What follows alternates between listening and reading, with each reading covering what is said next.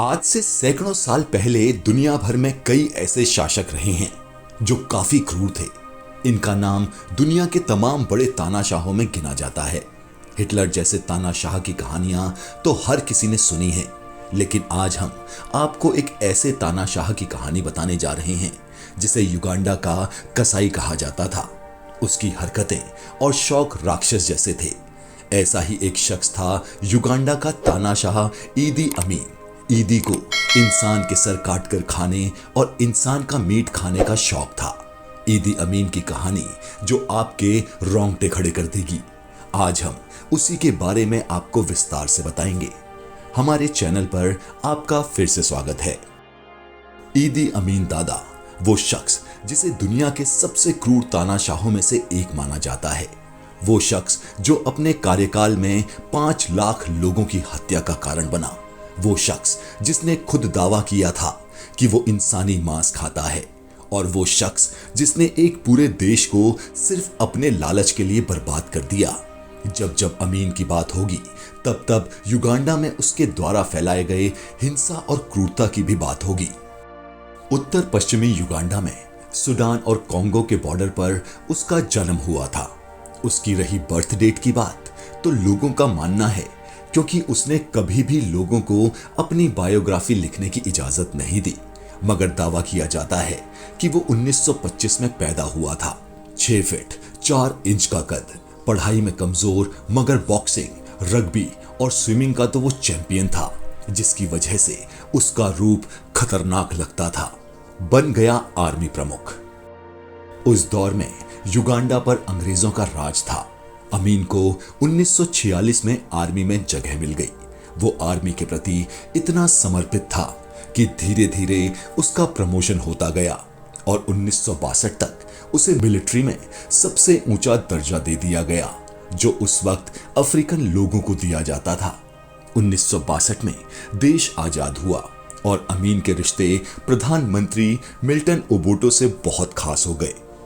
ओबोट की मदद से 25 जनवरी 1971 को अमीन ने सत्ता परिवर्तन कर दिया और ओबोटो को हिरासत में ले लिया। उसके बाद उसने अपने मंसूबों को पूरा करने की शुरुआत की। सत्ता पर बैठते ही करवाने लगा हत्याएं। अमीन के सत्ता में आने पर लोगों को लगा कि वो गरीबों का मसीहा है, लेकिन वो तो अंदर ही अंदर कुछ और मंसूबे की तैयारी कर रहा था। वो अपनी विश्वसनीय सेना तैयार कर रहा था। उसने आर्मी के करीब 5000 से 6000 जवानों को मौत के घाट उतार दिया, जो ओबोटो के सपोर्ट में थे। लोगों का मानना है कि उसने करीब 3 लाख लोगों की जान ली, पर कुछ लोग तो दावा करते हैं कि ये संख्या 5 लाख तक है। खाता था इंसानी मांस। उसके निजी जीवन की बात करें तो अमीन ने युगांडा के अलग अलग समुदायों की महिलाओं से शादियां की थी। उसकी 6 पत्नियां थी और देश भर में उसकी 30 से ज्यादा प्रेमिकाएं थी। ईदी अमीन अपने पुराने घर का एक कमरा हमेशा बंद रखता था। अमीन की 5वीं बीबी सारा क्योलाबा एक बार जिद में इस कमरे में घुसी थी। वहां का मंजर देखने के बाद उसके होश उड़ गए थे। ईदी अमीन के उस कमरे में 2 फ्रिज थे, जिसको अमीन की पत्नी सारा ने खोलकर देखा था।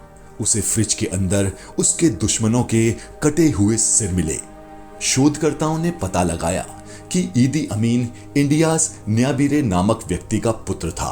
न्याबिरे काकवा जाति समूह का सदस्य था, जिसने 1910 में रोमन कैथोलिक ईसाई धर्म त्याग कर इस्लाम धर्म अपना लिया था और अपना नाम अमीन दादा रख लिया था।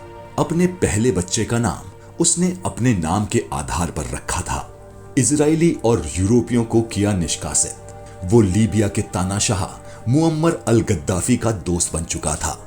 तंजानिया से युद्ध लड़ने के लिए उसने इजराइल से मदद मांगी तो उन्होंने मना कर दिया। उसके बाद अमीन ने लीबिया से मदद मांगी थी। यही वजह है कि वो इजराइल और यूरोपियन देशों से चिढ़ता था। उसने देश से करीब 500 इजरायली और 50,000 साउथ एशियन लोगों को निष्कासित कर दिया था और उसके द्वारा चलाए जाने वाले बिजनेस को अपने खास लोगों में बांट दिया। आतंकवादियों की मदद की। 1976 में उसने जीवन के सबसे गलत निर्णय में से एक लिया। उसने एयर फ्रांस को हाईजैक करने वाले फिलिस्तीनी और वामपंथी उग्रवादियों को मदद का ऑफर दे डाला। तेल अवीव से पेरिस जा रही फ्लाइट को उसने अपने देश के एक एयरपोर्ट पर उतरवाया, जहां उसने जरूरी सुविधाएं आतंकवादियों को मुहैया करवाई। उस विमान में 246 यात्री थे और 12 क्रू के लोग थे। उसमें 105 इजरायली बंदी भी थे, जिन्हें छुड़ाने के लिए एबिटा एयरपोर्ट पर इजरायली सैनिकों ने सबसे सफल रेस्क्यू ऑपरेशन किया, जिसमें से 101 लोगों को तो बचाने में कामयाब हुए और एक इजरायली सैनिक की जान गई, जबकि 7 हाईजैकर और 20 युगांडा के जवान ढेर हुए। तंजानिया पर कर दिया हमला। देश बर्बादी की ओर बढ़ रहा था। महंगाई बढ़ती जा रही थी। कॉफी, जो देश से एक्सपोर्ट हुआ करती थी, उसका सबसे बड़ा खरीदार अमेरिका था। उसने भी सारे संबंध तोड़ दिए थे। व्यापारियों को काफी नुकसान हो रहा था। अंदरूनी कलह और आवाज अमीन के खिलाफ उठ रही थी। इन सब चीजों को देखते हुए उसने सत्ता में बने रहने की सबसे आखिरी चाल चली और अक्टूबर 1978 में उसने तंजानिया पर हमला बोल दिया। तंजानिया ने युद्ध लड़ा और युगांडा की सेना को हरा दिया। इसके बाद 11 अप्रैल 1979 को तंजानिया की सेना और निर्वासित युगांडा के सैनिकों ने युगांडा की राजधानी कंपाला पर कब्जा कर लिया। इस तरह अमीन का शासन समाप्त हुआ। 2003 में हुई मौत।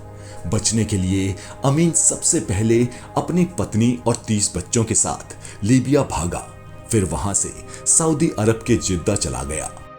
1989 तक वो वहीं रहा और उसके बाद नकली पासपोर्ट बनाकर वो कोंगो के शहर किनशासा चला गया। 16 अगस्त 2003 को उसकी मौत हो गई। अपने शासन के दौरान अमीन खुद को भगवान मानने लगा था। वो खुद को अफ्रीका में ब्रिटिश साम्राज्य का विजेता बताता था। आज भी युगांडा के लोग जब उसका नाम सुनते हैं तो कांप उठते हैं।